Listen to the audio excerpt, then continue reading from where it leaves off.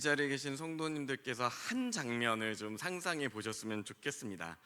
알프스의 험악한 빙경을 등반하는 사람들의 모습을 한번 상상해 보십시오. 산악인들이요, 가파른 빙벽을 오를 때 결코 혼자 오르지 않습니다. 자일이라고 하는 줄이 있습니다. 굉장히 굵은 루프인데 이 줄 하나로 서로의 허리를 단단히 묶고 한 발 한 발 디뎌가며 올라갑니다. 그런데 그렇게 올라가던 한 사람이 발을 헛디뎌 미끄러지면요, 위아래에 함께 묶여있던 동료들이 온심을 다해 자일을 붙잡고 그를 끌어올립니다. 그래서 산악인들이 일컫기를 함께 자일을 묶은 사람들은 진정한 형제라 부를 만하다라는 말을 한다고 합니다. 그러나 이 자일한 줄이 끊어지면요, 동시에 모든 사람이 떨어지고 이 자일한 줄이 든든하면 누구도 떨어지지 않는, 이것이 바로 등반대의 운명이라 말할 수 있습니다. 그런데 가만히 보면 우리 교회 공동체의 신앙도 다르지 않습니다. 근현대 영성가들이 이러한 등산의 모습을 보면서 신앙 공동체의 본질과 비슷함을 깨달았습니다.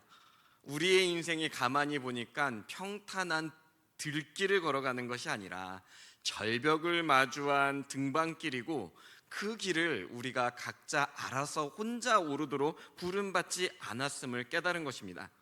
성도는 서로 연결된 줄을 통해 믿음의 등정을 행하는 존재입니다. 그 줄이 무엇인지 아십니까? 바로 서로를 위한 기도입니다. 그러나 오늘날 교회는 그 본질적인 모습을 잃어버렸다라는 소리를 종종 듣습니다. 시대가 변해가면서 등산도구인 자일은 점점 튼튼해져 갑니다. 그런데 반대로 교회를 묶고 있는 기도의 줄은 오히려 얇아진다라는 말이 들립니다. 우리가 그 줄의 존재를 잊고 살아갈 때가 많기 때문입니다. 오늘 본문인 에베소서 6장 말씀을 통해서 사도 바울이 말하는 기도의 끈으로 함께 묶인 공동체의 의미를 저와 성도님들이 함께 깨닫는 시간을 갖길 소망합니다. 자, 오늘 본문은요, 에베소 교회에 보낸 서신 편지, 에베소서의 마지막 장면이자 결론입니다. 근데 이 사도 바울이 편지를 마무리 지으면서 어떤 특별한 이미지를 하나 제안합니다. 이게 무엇인가 하니 전신갑주를 입은 군사의 모습입니다. 진리의 허리띠, 의의 호심경, 평안의 복음의 신, 믿음의 방패, 구원의 투구, 그리고 성령의 검입니다. 그런데 우리는 이 당시 정황을 통해서 바울이 왜 이런 비유를 남겼는지 돌아볼 필요가 있습니다. 바울은 지금 옥중에서 이 편지를 쓰고 있습니다. 그리고 이 편지를 쓸 때 자신을 감시하는 로마 군병을 보았습니다. 그 군병이 입고 있는 갑옷 하나하나, 그의 무기, 장비를 보면서 성도의 영적 무장을 빗대어 에베소 교회의 이 영적인 무장 상태를 말한 것입니다. 근데 여기서 우리가 놓치지 말아야 할 부분이 하나 있는데, 그게 무엇입니까? 바울이 지금 무장한 군인을 우리 신앙의 모습에 빗대고 있다는 것입니다. 생각해보면요, 기왕이면 우아한 귀족이나 똑똑한 지혜자들의 모습을 빗댈 수도 있었을 것입니다. 그런데 바울은 신앙의 모습을 군사에 빗댔습니다. 왜 그렇습니까? 이는 우리 신앙의 길이 평온한 안식의 자리가 아니요 영적인 전쟁터에 서 있음을 보여주는 것입니다. 자, 본문 11절에서 13절 말씀 합독하시겠습니다. 마귀의 관계를 능히 대적하기 위하여 하나님의 전신갑주를 입으라. 우리의 씨름은 혈과 육을 상대하는 것이 아니요 통치자들과 권세자들과 이 어둠의 세상 주관자들과 하늘에 있는 악의 영들을 상대함이라. 그러므로 하나님의 전신갑주를 취하라. 이는 악한 날에 너희가 능히 대적하고 모든 일을 행한 후에 서기 위함이라. 아멘. 자, 본문은 우리에게 분명히 말씀합니다. 우리의 씨름은 혈과 육이 아닙니다. 쉽게 말하자면요, 우리의 싸움 상대는 내 마음에 미운 사람, 야속한 자녀, 답답한 며느리, 무심한 이웃이 아니란 말씀입니다. 우리 눈에 보이는 갈등의 자리, 그 뒤편에 보이지 않는 어둠의 세력이 있다는 뜻입니다. 그 세력으로 인해 우리가 서로 미워하게 되고 원망하는 일에 모든 힘을 쏟게 됩니다. 우리는 눈앞의 갈등에 집중하고 상대의 잘잘못을 따지는 데 집중하지만, 이는 사실 냉정하게 보자면 정작 진짜 적은 내버려 두고 엉뚱한 곳에 화살을 쏘는 것과 같습니다. 그러나 신앙이 성숙한 분들은요, 인생의 경험을 통해 이런 영적 원리를 잘 아실 것이라 생각합니다. 여러분, 한때 너무나 미워했던 사람인데 지나 돌아보면 그 사람도 그저 가련한 한 영혼, 그 상황에서 그 선택을 할 수밖에 없는 그 사람으로 받아들여질 때가 있지 않습니까? 사실 이 땅의 그 누구도 우리의 적은 아닙니다. 우리가 진짜 맞서야 할 대상은 따로 있습니다. 사랑하는 성도 여러분, 우리가 매일 마주해야 하는 가장 깊은 싸움은 사랑과의 다툼이 아닐 수 있음을 기억하시길 소망합니다. 아침에 우리가 눈을 떴는데 오늘 이 하루를 무엇으로 채우나 생각드는 막막함이 온다면, 혹은 자식들에게 전화 한 통 받지 못한 날 가슴에 차오르는 서운함이 있다면, 거울을 보며 예전 같지 않은 자신의 모습을 보며 쓸쓸함을 느낀다며, 혹은 친구의 부고 소식을 들으며 혹시 다음은 내 차례가 아닐까 스치는 두려움이 있다면, 이것이야말로 우리가 매일 마주하는 영적 전쟁의 자리임을 기억하시길 소망합니다. 보이지 않는 미래는 누구에게나 두렵습니다. 그러나 사도 바울이 어둠 세상의 주관자들이라 부르는 세력이 멀리 있는 누군가를 말하는 것이 아닙니다.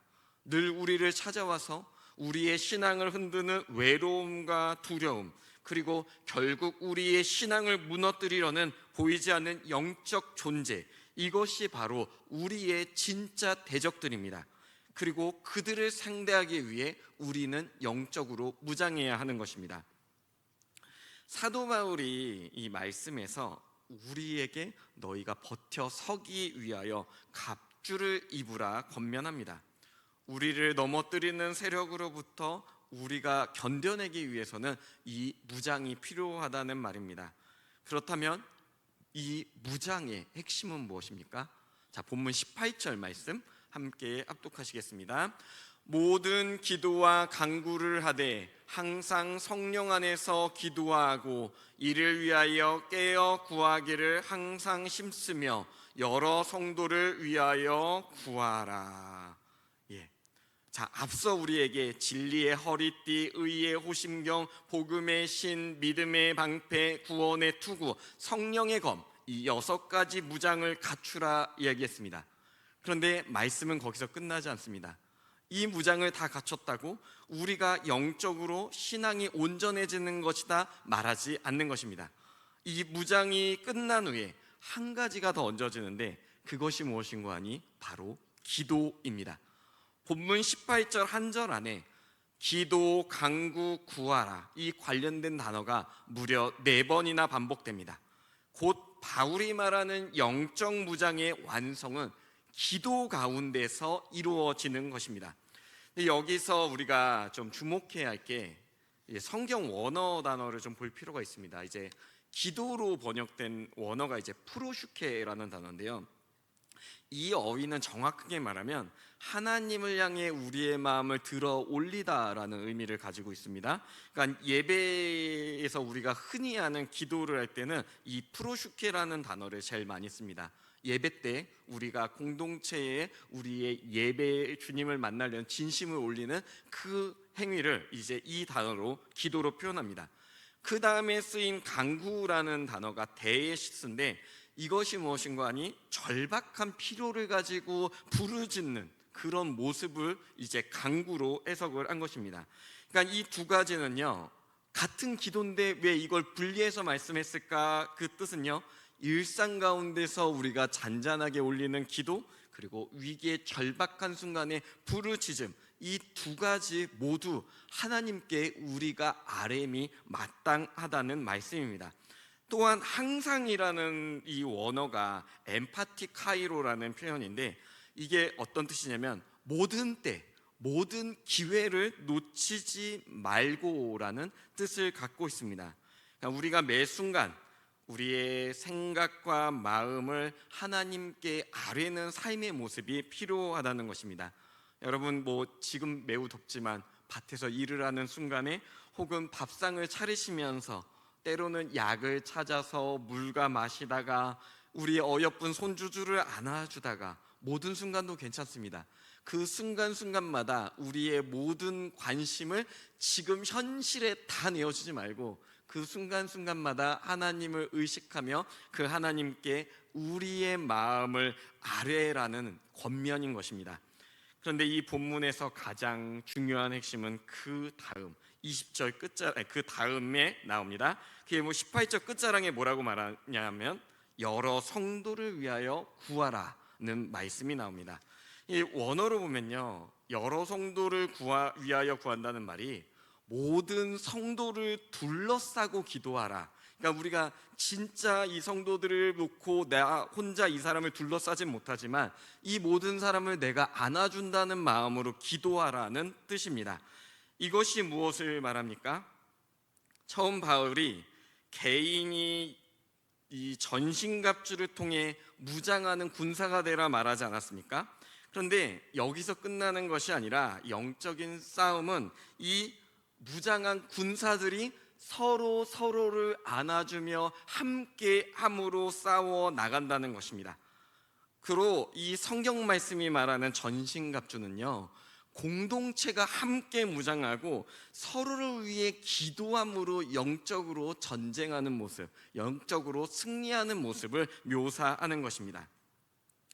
저는 이 말씀을 보면서 당시 옥에 갇힌 바울의 처지를 좀 상상해 봤습니다. 이제 저는 사실 못 가봤습니다. 이 바울의 감옥, 성지순례, 아직 좀 연급도 낮고 경험이 없어서 한 번도 못 가봤기 때문에 제 상상이 맞는지는 모르겠지만, 로마의 음습한 감옥에 작은 돌틈 사이로 빛이 새어 들어올 때 손목과 발목을 짓누르는 무거운 쇠사슬을 찬 바울이 펜을 들어서 에베소 교회를 상상하며 편지를 쓰는 모습을 상상해 보았습니다. 바울이 어떤 사람입니까? 환상 가운데 셋째 하늘까지 이끌려갔던 사도이며 죽은 자를 일으켰습니다. 수많은 이방 교회를 직접 세웠습니다. 그는 의심할 여지 없이 위대한 사도였습니다. 그런데 그 사도가 지금 이 에베소 교회 성도들에게 부탁하는 말이 있습니다. 본문 19에서 20절 말씀 합독하시겠습니다. 또 나를 위하여 구할 것은 내게 말씀을 주사 나로 입을 열어 복음의 비밀을 담대히 알리게 하옵소서 할 것이니, 이 일을 위하여 내가 쇠사슬에 매인 사신이 된 것은 나로 이 일에 당연히 할 말을 담대히 하게 하려 하심이라. 아멘. 지금 이 말씀이요, 쉽게 말하면 에베소 교회 성도들이여, 제발 나를 위해 기도해 주십시오라는 말씀입니다. 특별히 20절에 보면요, 자신을 일컬을 때 나는 쇠사슬에 매인 사신입니다 라고 이렇게 부릅니다. 이 사신이란 존재가 어떤 사람입니까? 이제 한 나라의 그 입장을 붙잡고 다른 나라를 방문하면서 외교 사절을 감당하는 사람입니다. 그래서 상대 국가에서는요, 이 사신을 그 나라의 귀빈으로 대접합니다. 굉장히 존귀한 자로 이 사람을 섬기는 것이 우리가 그 이웃 국가를 어떻게 생각하는가를 보여주는 기준이 됩니다. 그런데 그렇게 존귀한 역할을 감당하기 위해 저 하나님 나라에서 부름받은 사도가 쇠사슬에 매어 있고 죄인처럼 취급을 받고 있으니 얼마나 역설적인 상황, 얼마나 모순적인 상황입니까? 그런데 이런 자리에서 바울이 우리에게 전해주는 진리의 가르침이 있습니다. 그것이 무엇인가 하니, 신앙의 등반대, 신앙의 길은 누구도 혼자만 내가 이 자의를 풀고 혼자 맘대로 올라가는 자리가 아니라는 사실입니다. 사도, 목사, 그리고 평생 신앙으로 살아온 권사님, 장로님이라 할지라도 우리는 모두 누군가의 기도 가운데서 하나의 끈으로 묶여 하나님을 향해 나아갈 때 비로소 설 수 있는 존재입니다. 이것이 바로 오늘 본문이 우리에게 전하는 가장 중요한 핵심 메시지입니다. 에베소서의 구조를 보면요, 2장에서 바울은 그리스도께서 십자가에 막힌 담을 허물어서 한 세 사람을 지으셨다고 선포합니다. 그리고 4장에 가서 이 한 세 사람이 한 몸인 교회를 이룬다라고 이렇게 말씀합니다. 그러니까 믿음의 여정에서 죄인이 주님을 만나 거듭났고 그 거듭난 사람들이 모여 주님의 몸된 교회를 이루는데 6장에 이르러서 이 몸된 교회는 함께 서는 군대로서 영적인 전쟁에서 승리하는 그것을 위해 부름받았다라고 결론 짓습니다. 한마디로 말해서 에베소서가 가르치는 그림은 홀로 거룩한 영적인 영웅을 말하는 것이 아니라 서로를 위해 기도하고 협력하는 공동체를 세워가는 과정을 선포한 것입니다. 저는 이 본문 묵상하면서 정말 우리 성도님들 특별히 새벽에 기도하시는 모습을 많이 떠올렸습니다. 지난 100년 동안 우리 한국교회 오늘에 이르게 한 힘이 무엇입니까? 화려한 건물입니까? 세련된 프로그램입니까? 유명한 설교자입니까? 아닙니다. 제가 장담하건대 여기 이 자리에 계신 우리들의 어머니, 아버지, 할머니, 할아버지가 새벽마다 기도의 자리에서 흘리신 눈물 때문입니다. 자녀의 이름을 부르며 우셨고 남편의 이름을 부르며 우셨고 교회의 이름을 부르며 우셨습니다. 이 나라를 부르짖으며 이 나라를 위해 눈물 흘리셨습니다. 그 눈물이 바닥을 적시고 하나님께 상달되었기에 오늘 우리가 이 자리에서 기도할 수 있음을 믿으시길 축원합니다. 사랑하는 성도 여러분, 저는 확신합니다. 성도들의 기도야말로 한국교회가 가진 가장 위대한 영적 자산입니다. 다른 어떤 사역보다도 귀한 사역, 그것은 기도로 감당하는 사역입니다. 왜 그렇습니까? 다른 사역은요, 나이가 들고 몸이 약해지고 가진 것이 가벼워질수록 사실 감당하기 어려운 게 사실입니다. 그런데 기도는 어떻습니까? 나이가 들수록 더욱 깊어집니다. 몸이 약해질수록 더 간절해집니다. 가진 것이 가벼울수록 기도는 더욱 풍성해집니다. 사도 바울이 옥중에 쇠사슬에 묻힌 채로 자신이 감당하는 이 사역은 내가 하나님 나라의 사신과 같다라고 고백할 수 있었던 것은 바로 이와 같습니다. 우리 성도님들, 혹시 지금 몸이 점점 무거워지고 나의 삶의 자리가 지쳐간다고 하시더라도 기도의 끈을 놓지 마시길 소망합니다.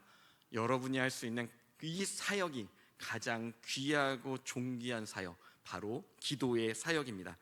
특별히 우리 교회 어떻습니까? 이런 기도 사역에 최적화된 교회이지 않습니까?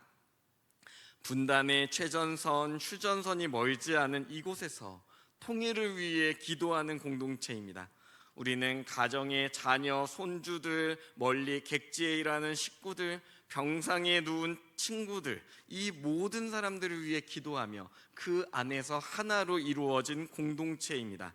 더 나아가 나라와 민족의 운명을 위하여 기도하니 어찌 하나님의 말씀에 우리가 합당하지 않은 공동체라 말할 수 있겠습니까?